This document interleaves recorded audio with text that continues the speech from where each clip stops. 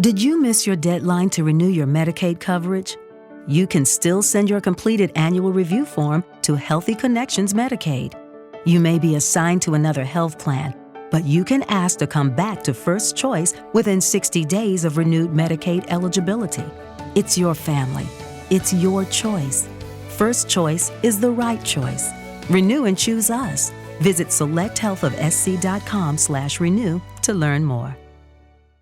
Judy was boring. Hello. Then Judy discovered ChumbaCasino.com. It's my little escape. Now Judy's the life of the party. Oh, baby, mama's bringing home the bacon. Whoa, take it easy, Judy. The Chumba life is for everybody. So go to ChumbaCasino.com and play over 100 casino-style games. Join today and play for free for your chance to redeem some serious prizes.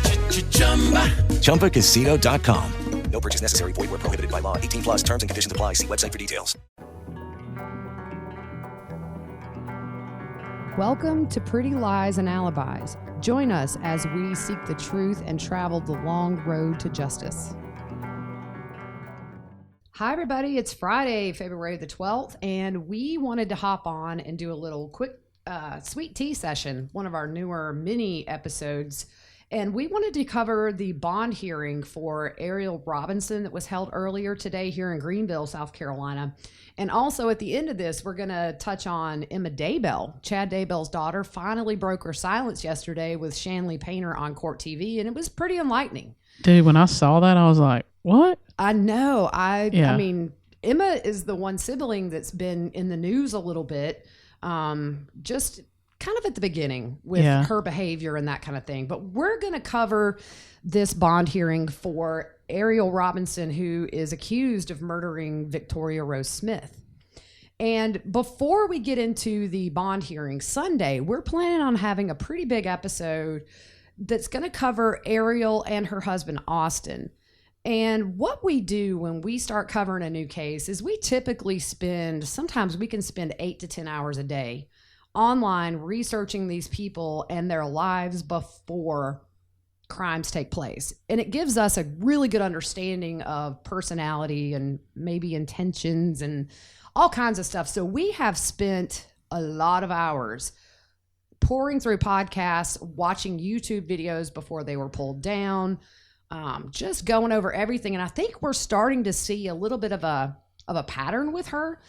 And just one little thing that we have found is, what did we find on an Instagram video? Actually, it was her first Instagram live that I can find. Yeah, I think it was, about 7 years ago? This was August 19th was when the video was posted. According to Ariel, 7 years ago, in 2019, so it would have been about 9 years now, was when she says they started their adoption process, which is before these children were born that were in her care when Victoria died. So what did we find out about the initial adoption process that they were going through? So they had a child placed with them for 2 weeks while the mom got back on her feet. This was 7 years ago, by the way. Yep. She says that it stuck with them, that they spent hours upon hours researching. And then she posted a video on August 19th about adoption, asking for donations up to $30,000. Yeah. So the video was several minutes long, and she happily comes on that they have been placed. At the time, it was going to be a newborn baby girl that was due, I believe, November of 2019. That fell through. And so I guess that's sort of the process that led to her getting Victoria Rose and her siblings. But so her very first post on Instagram, she's asking for $30,000 in donations to facilitate this adoption. So that's just one of the things that we found going over all the social media accounts that we can find. And then we kind of have some little tricks of going way back and looking at stuff just by year. So we found some things, and we're going to do a big episode on that Sunday. But today we had the bond hearing. Yeah, it was packed. There was a lot of screens on there. Yeah, and so I'm very interested, and it hasn't been released. I want to see the coroner's report because, I'm very curious to see if there were any old fractures that have healed. I'm curious as to when the abuse started. I would venture to say pretty soon after placement. Yeah. And the other thing that I want to see are maybe text messages between Ariel and Austin prior to getting the kids and during the process. You know, at what point maybe were there signs of trouble or unhappiness? So there's a lot we just don't know yet. Yeah. Well, what was your impressions about the bond hearing? I mean, I thought the judge was very sympathetic to Victoria's mother. Mm-hmm. She offered her condolences and all. I was trying to read.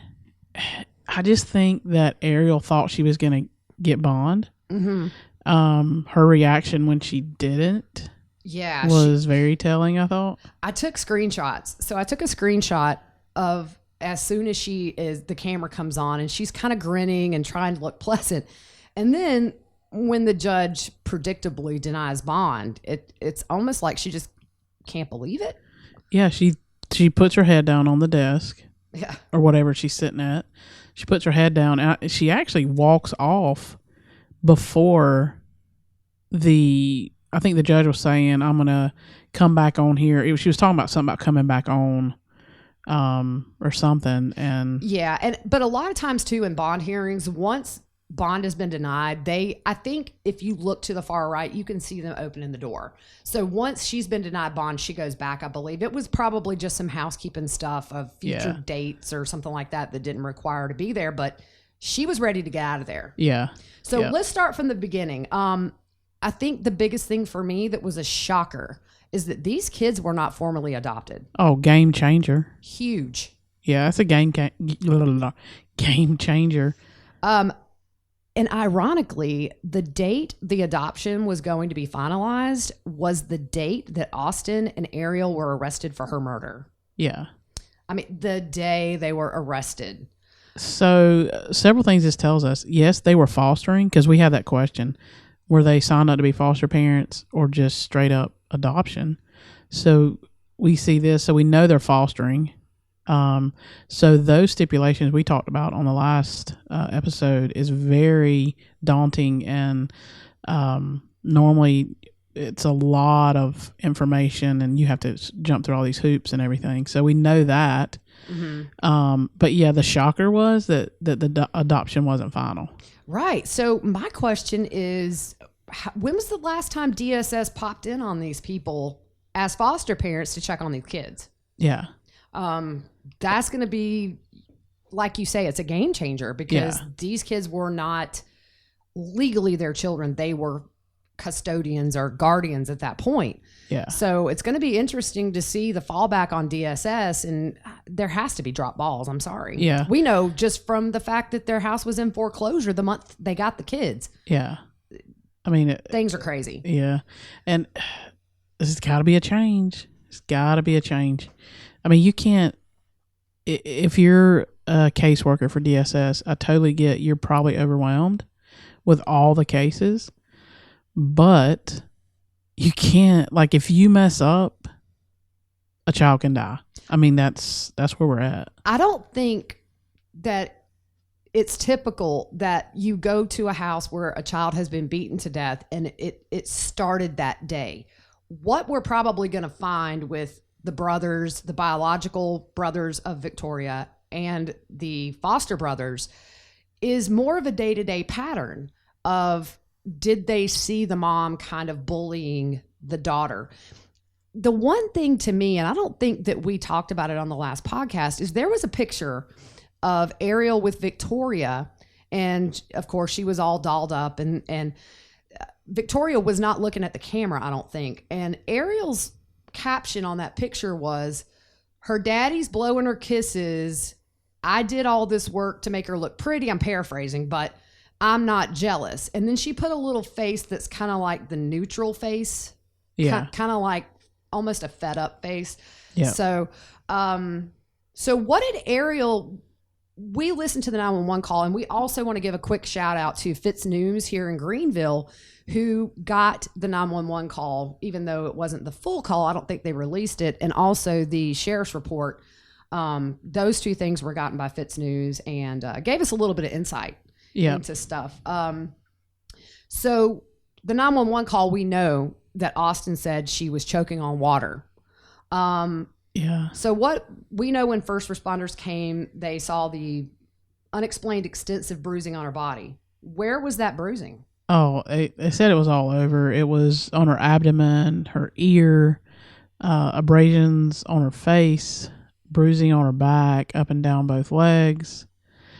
And I'm going to tell you what, and this may be down later, I don't know, but the fact that her husband was going to the store to get stuff that takes away bruising. Right. I mean, that's a red flag. Huge, because they're already pointing fingers. He has already said that it was her. Yeah. And she was shaking her head no when the prosecutor was relaying what Austin had told investigators. She was shaking her head like, that's not correct. Yeah. But here's the thing. Even if she did beat the child to death herself, he's going to be complicit in it. If there's prior abuse going on and he didn't report it even 6 months, in the past, yeah, he's still culpable for her. Yeah. You don't have to kill somebody to be charged with murder. You can just be there. Yeah. And it's 5 days later when, you know what I mean? Right. Like, it's not like when this happened, he called, you know what I mean? Right. Like, he didn't turn it in right then. Exactly. He did things to cover it up, which is after the fact. It's a crime. Yeah.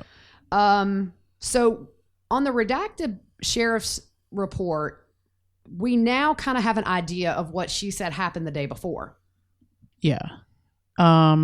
She said that they were on the way to church and Victoria threw up.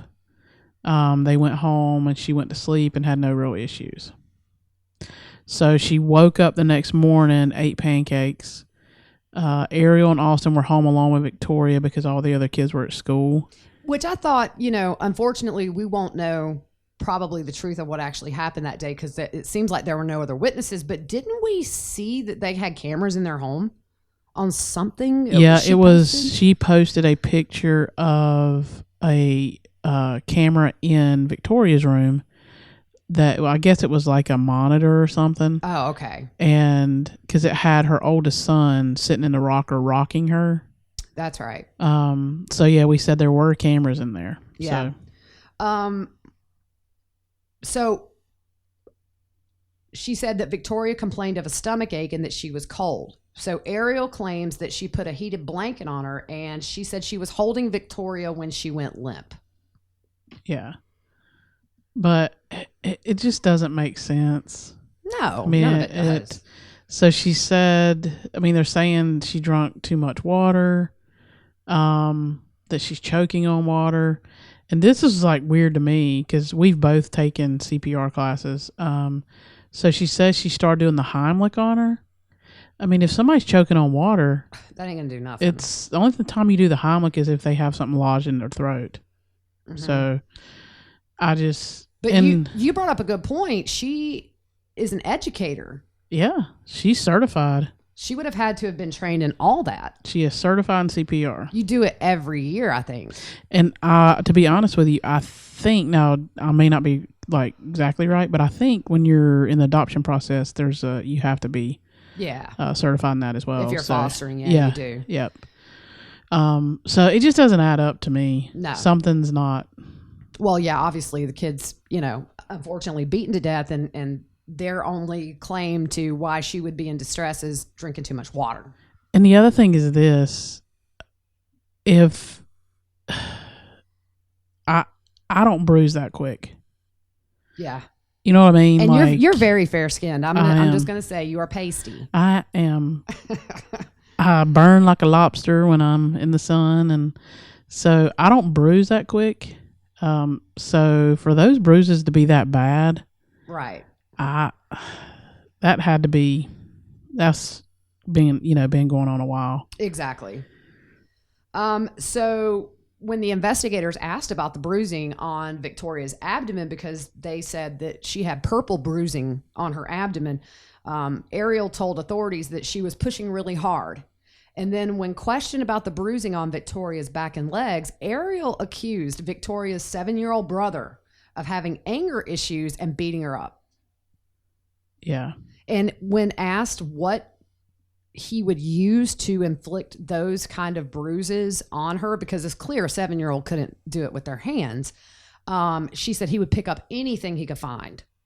Now, if that's true, why did she ever reach out to DSS and claim? Because we know it's a lie. But I'm saying, in that situation, when you've got a kid who, according to her, is just in a fit of rage that he beat his little sister, and you're not calling DSS to voice concerns that this kid may have issues, it's just sickening that she would even go there. Yeah. But not surprising. Yeah. The other thing, a bruise on your ear. How do you get that? You had to have been punched in the side of the head. Something, because, you don't have a lot of blood vessels in your ear, I wouldn't think. It's more cartilage, right? It's cartilage, but, to bruise the ear, it would have to be a pretty hard blow to the side of the head is all I can, sort of put together. Which is why I want to see the autopsy. I want to see if there was bleeding on the brain, bleeding behind the eyes, anything that indicates traumatic head injury. And it will be there if that was a cause. Yeah. And again, like I said, I want to see if there were any previous fractures that healed improperly that would indicate prior abuse. Yeah. Because they can tell. Oh, yeah. So the detectives went to the biological brother's school and asked about his behavior and was told that he was a happy child with no signs of physical abuse towards anyone. Right. We've watched videos and pictures and stuff, and they seem to be normal kids. Just normal kids, yeah. Yep. So the Austin Robinson, Ariel's husband, met with authorities for 2 hours after the arrest and said that he never hurt Victoria, but Ariel would spank and beat her with different things, including a belt, paddle, flip-flop, or, as he said, whatever. Yeah, it seems like whatever she get her hands on. So what did he say about the day that Victoria died? He said that Ariel beat her with a belt, that he was outside the room and could hear it. When he came inside, he saw the bruising and told her, "You've gone too far." Yeah, and that's when on the video at the bond hearing, she was shaking her head no. Yeah. So, and we talked about he went to CVS to get medication to help the bruising go away. Mm-hmm. Here's one question I want to know. I know they were in church a lot. Are they, did anybody there see anything? Because it said she was... her attorney said she worked with children in the church. Oh, yeah. And we have the argument that her defense attorney put forth, which includes all that. They did verify that Austin was in CVS. He was seen on camera buying the items he said he did. He was called home about 2 p.m. I guess maybe because it was clear to Ariel that the child was deceased and they were in trouble. So we talked about the mom, Casey Fairs, speaking at the bond hearing, and it's just so sad. Yeah. I just wanted to give her a big hug. I can't imagine, what she's having to go through. And, but the judge was very sympathetic, and you could see in the judge's face that it broke her heart. We forgot to talk about this on the last, when you said her name, this just hit me. We forgot to talk about this. And we said, she, gave up her kids and thought she was doing the right thing for her kids. It's no different than you taking if you're overwhelmed and you can't take care of your kid, taking it to a fire department, a police station. I think you can do a church too, and dropping your kid off there because you can't take care of it. Right. To me, it's the same thing. So it's selfless. It's the most unselfish thing you can do is to give up 3 children that you grew in your body, gave birth to, and say, I can't do it. They deserve a better life. Yeah. So as much as it hurts me, I'm going to give my children to the state of South Carolina, and I'm going to trust that you're going to find a family that's going to love these kids and support them and financially and emotionally make sure they're good. Yeah. And a year later, over a year and a half later, we have a dead child, and we have the foster parents blaming a 7-year-old who was a sibling. Yeah. It's just, if you're going to be a foster parent, and we know a good many people who have adopted and are foster parents, it's a different life. Yes. It's a very different life. If you can't handle that, you don't need to be in the system. Right. Because you're not going to do anything but harm the child. Right. Now, the defense, her lawyer, her parents, and her sister were there in the attorney's office. All this was done on Zoom, so everybody was, Ariel was by herself in a holding room in the jail. And so his arguments for her is she's 29. I would have thought she was older. Yeah, she must have had her kids, obviously as a teenager, because her youngest is what, 12 or something like that. Yep. So she obviously was a young mom. That she's lived in the upstate of South Carolina her whole life, graduated from Lander University with a degree in communications and Clemson for a master's in education. What else was he saying that were her good qualities? She was a middle school teacher from 2016 to 2019. She was a children's director at her church for like 7 years. She was an assistant coach at a middle school basketball team and volunteered at the YMCA as a coach. She served on the PTA board. She volunteered at career fairs and character building workshops. She's heavily involved in her community for her whole life. She didn't have a passport. Her family's been here for 30 years. Her dad is a retired Army officer.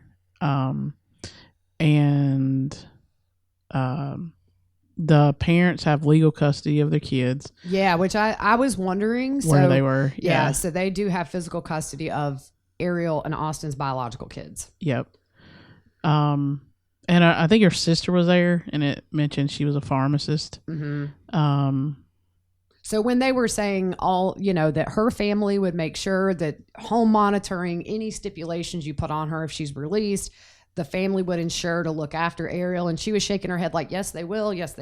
And the whole time I'm sitting there thinking, you're not going to get bond. No.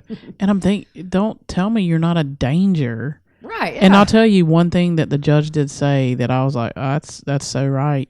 She said, I can't say that you're not a danger to yourself. Yes, because she had those podcasts where we heard them, where she's talking about being, she said, I'm not homicidal, and then I like my freedom, and then she's talking about killing herself or not killing herself and the rapture. Yeah.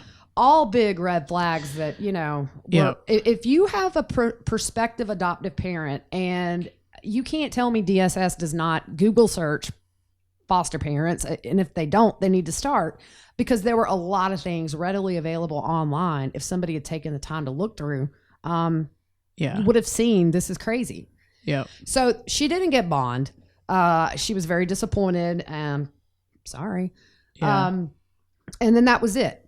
But the one thing too, in doing some research late last night, I did find that on top of the $25,000 prize, she also won a kitchen suite from Wayfair. Those are super expensive. Yeah. But we were discussing, and we're almost done with this, but money for fostering. We know that foster parents in South Carolina do get a monthly check when they are fostering kids. And sometimes if you go through the state, it can carry on. So we figured out that with the kids being 3, 5, and 7, she would have gotten a base rate of around $1,546, give or take, a month, just in income for fostering these kids. Now, after COVID, there was a supplement given, and sometimes you get a clothing allowance and other stipends. Yeah. So I've always kind of thought maybe these kids were a money grab for her. We know they were having financial trouble, so I guess maybe an extra couple of $1,000 a month helps. Yeah. But it probably, if you're in it for the wrong reasons, the money don't last, and then you just get frustrated with having kids that aren't yours. Yeah. And I will say, at the beginning we talked about her asking for donations or whatever. I've known adopted families that do that because their court calls can just be so overwhelming. So I've seen fundraisers for adoptions and stuff like that. But with this situation, clearly, it's very easy just to say she's evil because we know what she's done. But Yeah. I think when what happened to Victoria Rose by her hands, when you go back and look through different videos and everything, it's very insightful into the projection she wanted to put forth publicly. And obviously what was going on at home was completely different. Yeah. So that's what we are totally just doing a deep dive on, and have been for a couple of weeks, trying to figure out what makes these people tick. So we're excited for Sunday. we are going to move on briefly to Emma Daybell being on Court TV with Chanley Painter, who I love. Yeah. Yep. I like her too. She's cool. She is so adorable. Yeah. So first I was shocked. I was like, when I said that earlier, I was like, what? Because they've been so quiet. Yes. I mean, there was some, like Garth talked to a guy out one day and stuff like that, but you really haven't heard anything. No. Probably since, it was Chad's brother who released a statement, I think. Yeah, but I think the kids prior to that just essentially didn't want to make a comment because Emma and her husband were still living at the house where the kids' bodies were found in the yard. Yep. So they just wanted privacy, but yeah, I do remember Garth. Yeah. So basically, Chanley just asked her some questions, and she asked her if she would comment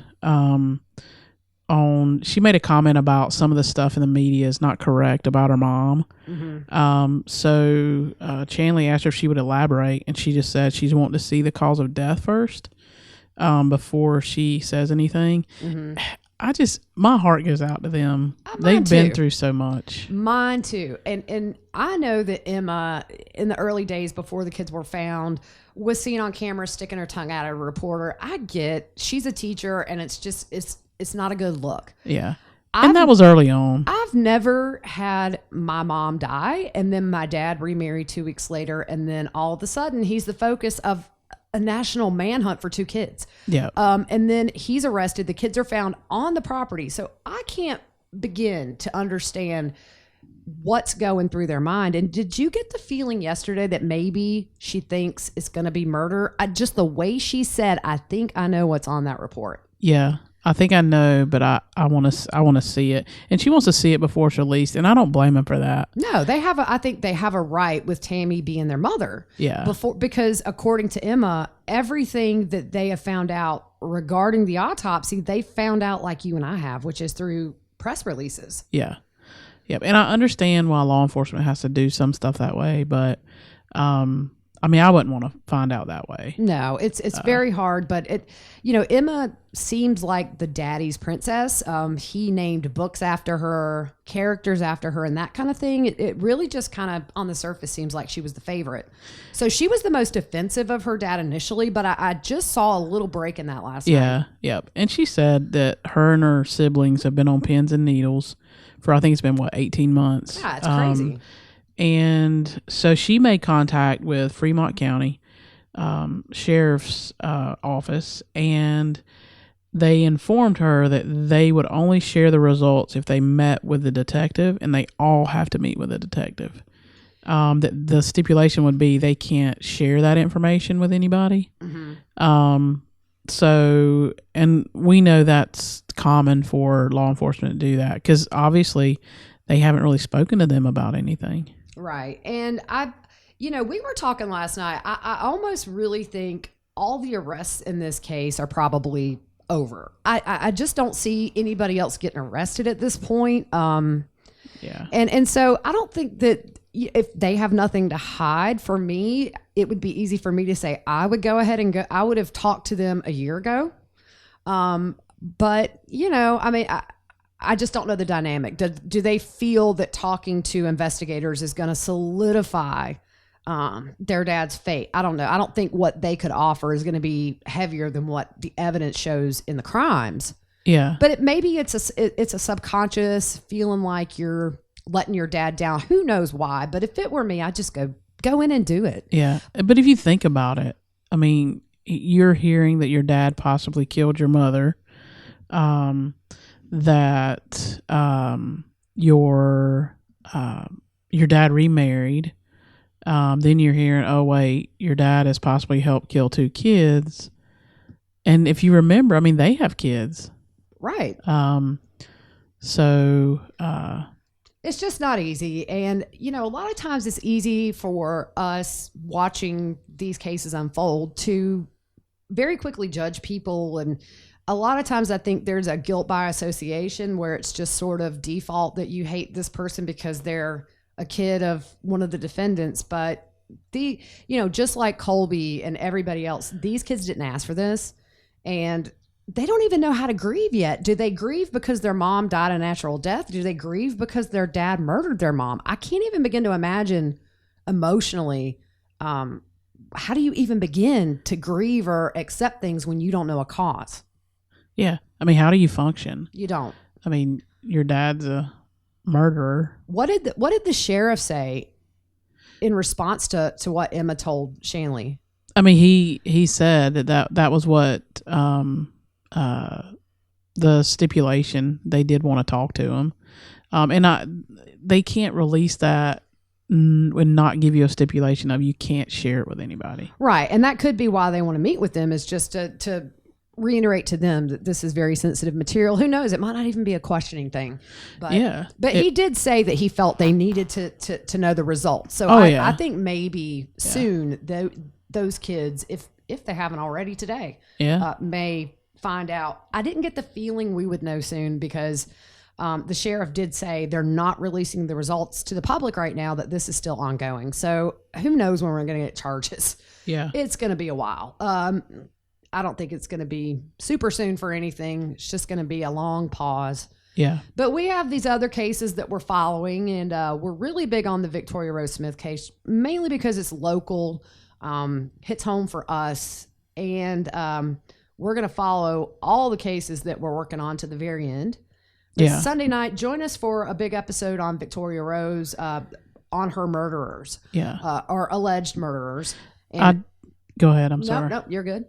I do want to say thank you to everybody who signed that petition. Yes. Because it's getting a lot. I think it's over 30-something thousand now. Last I saw, it was maybe 35,000 or more. Yeah, that the family has out, and you put that on our social media. So they're on both of our social medias, and I may pin that to the top for right now to where people that visit. That's the first thing. It takes 2 seconds, and it makes a big, big difference. I think what the family is pushing for is super important. In this case, it might have made a difference if Victoria's law was in motion now, to have just these pop-in visits. Would they have seen bruises? Would they have noticed personality, how it's changed? I don't know, but it's not worth one more kid. We've got to do something. We can't spare any expense. Accountability across the board. It's just got to change. Not one child deserves for a system that is run mostly, by higher ups and politicians who really don't care. I don't think about each individual child. It can't be partisan. We all have to come together. Yeah, exactly. For the greater good of kids, because if we can't protect our children, we are failing at a very basic level. Yeah. There has to be a change. So we're going to keep an eye on everything. If anything pops up for Gannon, for Vallow, Daybell, or for Miss Victoria Rose Smith, we will hop back on. Otherwise, we will see you guys on Sunday for a full episode, and hope you guys have a great weekend.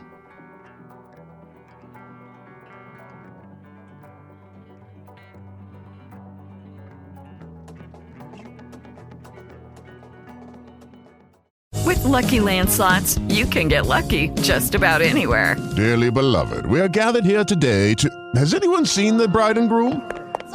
Sorry, we're here. We were getting lucky in the limo and we lost track of time. No, Lucky Land Casino, with cash prizes that add up quicker than a guest registry. In that case, I pronounce you lucky. Play for free at LuckyLandSlots.com. Daily bonuses are waiting. No purchase necessary. Void where prohibited by law. 18+. Terms and conditions apply. See website for details. Fargo, the new virtual assistant from Wells Fargo, makes banking faster and easier. Like this. Fargo, what's my checking account routing number? And this. Fargo, turn off my debit card. And this. Fargo, what did I spend on groceries last month? And that's just the beginning. Do you, Fargo? You can. In the Wells Fargo mobile app. Learn more at wellsfargo.com/getfargo. Terms and conditions apply. Your mobile carrier's availability and message and data rates may apply. Wells Fargo Bank, N.A., member FDIC.